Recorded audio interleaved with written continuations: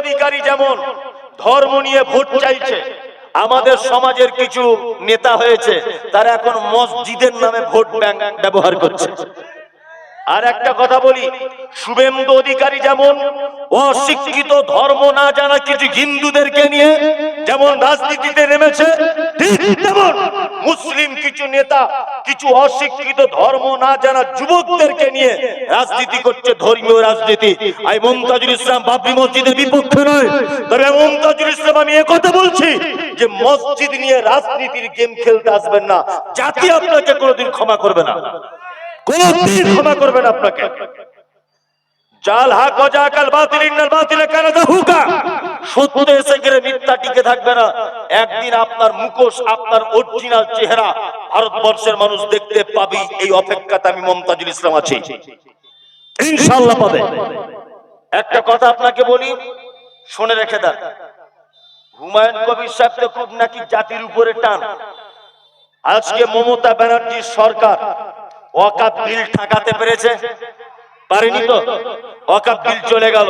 তো উনি তো মমতা ব্যানার্জির একজন এমপি, একজন এমএলএ, মমতা ব্যানার্জির একজন এমএলএ। তো উনাকে দেখেছেন ওয়াকাফ সম্পত্তি নিয়ে কিছু বলতে? উনি বলছেন না কেন? এত মুসলমান দরদি বাবরি মসজিদ করবে, তা ওয়াকাফ সম্পত্তি চলে গেল, রাজ্য সরকারকে কিছু বলো, তবেই তো বলবো বাপের বেটা। ওই ব্যাপারে কোনো কথা নাই, গরিব মানুষদের কেড়ে রাজনীতি করা হচ্ছে। আল্লাহু আকবার। মানুষ এগুলো বুঝবে না, আর বোঝাতে গেলেও মানুষকে এখন বোঝানো যাবে না, কারণ প্রতিটা মানুষ এখন রাজনীতির চশমা পরে আমাকে দেখছে। রাজনীতির চশমাটা খুলুন, জাতির কি করে উপকার হবে সেটা ভাবুন, জাতির কি করে উপকার হবে ভাবুন। আজকে আমরা সারা ভারতবর্ষে মাত্র 27%। 1992 সালে 6 ডিসেম্বর যখন বাবরি মসজিদ ভাঙা হয়েছিল, এই বাবরি মসজিদ শুধু শহীদ করা হয়নি, অসংখ্য মুসলিম গরিব যুবক এবং ধর্মপ্রাণ মানুষদেরকে কচুকাটা করে দেওয়া হয়েছিল। আপনারা জানেন মুর্শিদ কুলি খাঁ মুর্শিদাবাদ একটা ঐতিহ্যবাহী মসজিদ তৈরি করেছিলেন, তার নাম হচ্ছে কাটরা মসজিদ। মুর্শিদ কুলি খাঁ মসজিদে যাবার রাস্তার তলাতে নিজের কবর দিয়েছেন। তিনি এটা ভেবেছিলেন এই যে মুসল্লিরা যখন যাবে আমার গায়ের উপর দিয়ে যেন যায়, তাদের পায়ের ধুলো যেন আমার শরীরে লাগে, এই নিয়েতে তিনি কাটরার মসজিদ তৈরি করেছিলেন। কাটরার মসজিদ সরকারিভাবে বন্ধ করে দেওয়া হয়েছিল। তারপর যখন পশ্চিম বাংলাতে মুসলিম লীগের যখন রব রব রব রব করে বাজার চলছে, সর্বপ্রথম এই মুসলিম লীগ পার্টি এই কাটরা মসজিদ খুলে দিতে হবে, এই ব্যাপারে সরকারের কাছে দাবি জানিয়েছিলেন।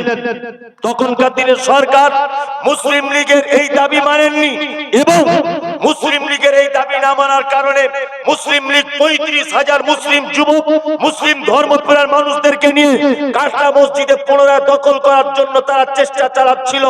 আর রাস্তাতে যেতে যেতে যেতে যেতে হিন্দু মুসলিম দ্বন্দ্ব লেগে তখনকার দিনে 21 থেকে 22 জন মতো নিরীহ মুসলিমদেরকে কচু কাটা করে দেওয়া হয়েছিল। এটা ইতিহাস।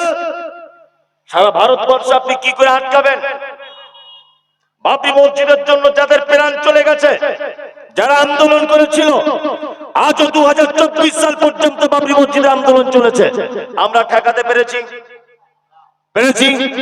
পারিনি। আমরা কাটরা মসজিদ খুলতে পেরেছি? পারিনি। আমাদের ন্যায্য অধিকার ওয়াকফ সম্পত্তি আমরা টেকাতে পেরেছি? পারিনি। অজস্র মাদ্রাসা মসজিদ বেদখল করে নিচ্ছে অন্যায় ভাবে। আমরা আল্লাহকে বিচার দিয়ে দিয়েছি, আল্লাহ তুমি সব থেকে বড় বিচারক, তুমি বিচার করো। আমরা বেঈমানদের সঙ্গে লড়াই করে কখনো জিততে যাব না, কখনো জিততে যাব না, কখনোই নয়। লড়াইতে আমরা বিশ্বাসী নয়, সাম্প্রদায়িকতা আমরা মুসলিমরা বিশ্বাসী নয়। আমরা বিশ্বাসী কিসে? আমরা বিশ্বাসী সম্প্রীতিতে, আমরা বিশ্বাসী এক অপরের প্রতি ভ্রাতৃত্বকে, আমরা বিশ্বাসী এক অপরের প্রতি ভালোবাসাতে। ওই জন্য বলছি ধর্মীয় আবেগ নিয়ে কোনো কাজ করতে যাবেন না।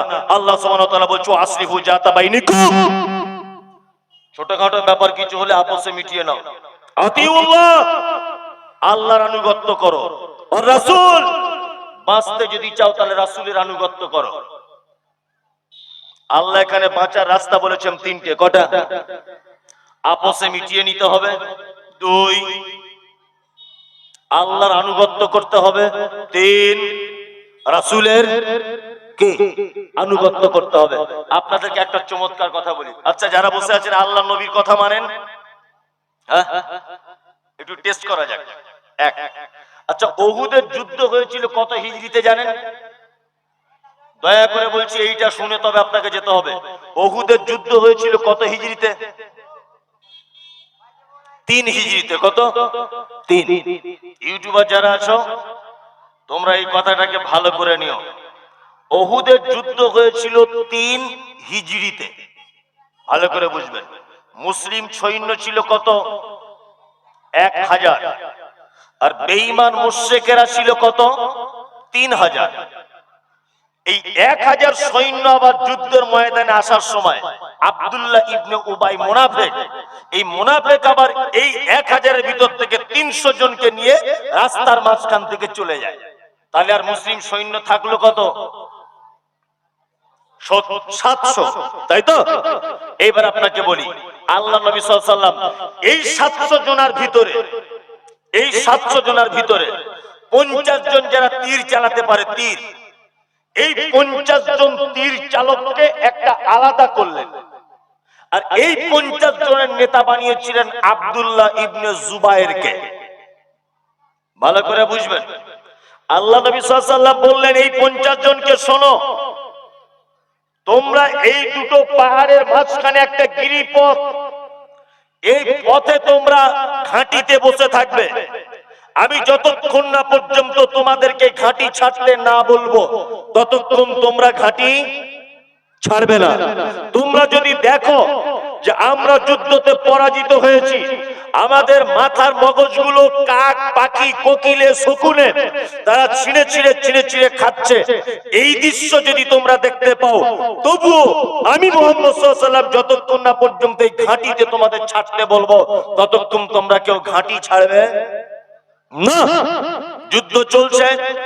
এক পর্যায়ে মুসলিম সৈন্যরা তারা বেঈমান মুশরিকদের 3000 লোককে ময়দান ছাড়া করে তাড়িয়ে নিয়ে চলে যাচ্ছে। ময়দানে আর মুশরিকরা কেউ নেই। তখন এই যে 50 জনকে ঘাঁটিতে আল্লাহর নবী দাঁড় করিয়েছিলেন, এরা তখন বলছে যুদ্ধ মনে হয় শেষ, মুসলিমরা জিতে গেছে, চলো বরঞ্চ যুদ্ধের যে মালগুলো আছে ওই মালগুলো আমরা এবার গোছাতে শুরু করি। আব্দুল্লাহ ইবনে জুবায়ের এই 50 জনের নেতা ছিলেন। তিনি বারবার বলছিলেন, দেখো আল্লাহর নবীর পক্ষ থেকে কোনো অর্ডার আসেনি, আল্লাহর নবী আমাদেরকে ঘাঁটি ছাড়তে এখনো বলেননি, তারপরেও তোমরা ঘাঁটি ছেড়ে দিলে। মতনৈক্য সৃষ্টি হলো। এক পর্যায়ে এই 50 জন তীরন্দাজ যারা তীর চালাতে পারত তারা ঘাঁটি ছেড়ে দিয়ে চলে গেল। বিরোধী পক্ষদের ভিতরে একজন নেতা, তার নাম খালিদ ইবনে ওয়ালিদ। খালিদ বিন ওয়ালিদ, খালিদ বিন ওয়ালিদ যখন দেখতে পেল এই ঘাঁটিতে আর মুসলিমরা কেউ নেই, তখন তারা পুনরায় ওই ঘাঁটি থেকে মুসলিমদের উপরে ঝাঁপিয়ে পড়লো। এক পর্যায়ে মুসলিমদের এত বিপদ চলে এলো, মুহাম্মদ সাল্লাল্লাহু আলাইহি ওয়াসাল্লামের 70 জন সাহাবী ওই যুদ্ধতে শহীদ হয়েছিলেন। আল্লাহ নবী সাল্লাল্লাহু আলাইহি ওয়াসাল্লামের চাচা হামজা রাদিয়াল্লাহু তাআলা আনহু, তিনি এই যুদ্ধতে শহীদ হয়েছিলেন। শহীদ হয়েছিলেন মুসআব ইবনে উমাইর, শহীদ হয়েছিলেন আব্দুর রহমান ইবনে আউফ, শহীদ হয়েছিলেন হামজা রাদিয়াল্লাহু তাআলা আনহু। অসংখ্য সাহাবী 70 জনের কাছাকাছি উহুদ যুদ্ধতে শহীদ হয়েছিলেন। আল্লাহর নবীর একটা কথা অমান্য করার কারণে কতজনকে শহীদ হতে হয়েছিল? 70 জন। আজকে আমাদের উপরে এত বিপদ, এত মুসিবত কেন? কেন? মুহাম্মদ সাল্লাল্লাহু আলাইহি ওয়াসাল্লামের আনিত দ্বীন, এইটাকে নিজেদের ভিতরে প্রাধান্য না দেওয়া, এটা তার কারণ। আল্লাহ এবং তার রাসূলের আনুগত্য না করার কারণ। কিছুদিন আগে একটা ঘটনা ঘটেছিল, আপনারা দেখেছেন, আই লাভ মোহাম্মদ নিয়ে। আর ফচকে ছেলেরা বুকে দেখছি আই লাভ মোহাম্মদ লিখে ঘুরছে, বুকে। হাতে দেখছি কেউ আই লাভ মোহাম্মদের স্ট্যাম্প মেরে ঘুরছে, মানে মোহাম্মদকে এত ভালোবাসে। আল্লাহু আকবার। এটা মুখের ভালোবাসা। এই ভালোবাসাতে জান্নাত যাওয়া যাবে? যাওয়া যাবে না। আল্লাহর নবীর চাচার নাম ছিল আবু তালেব। কি নাম? আবু তালিব, মুহাম্মদ সাল্লাল্লাহু আলাইহি ওয়াসাল্লামের চাচার নাম আবু তালিব।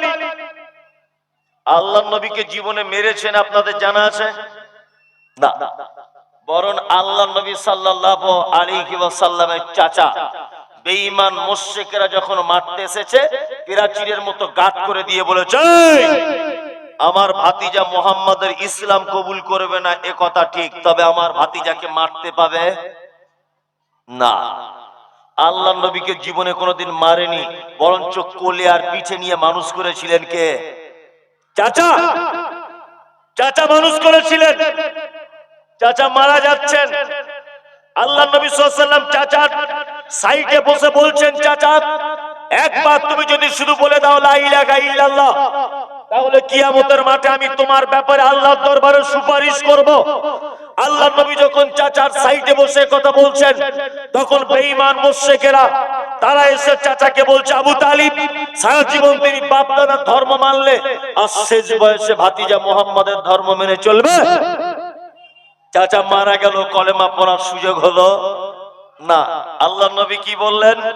আল্লাহর নবী বলছেন যে আমার চাচাকে জাহান্নামে দেওয়া হবে, আর আমার চাচার জাহান্নামের সবথেকে হালকা আযাব দুটি আগুনের জুতা আমার চাচার পায়ে পরিয়ে দেওয়া হবে।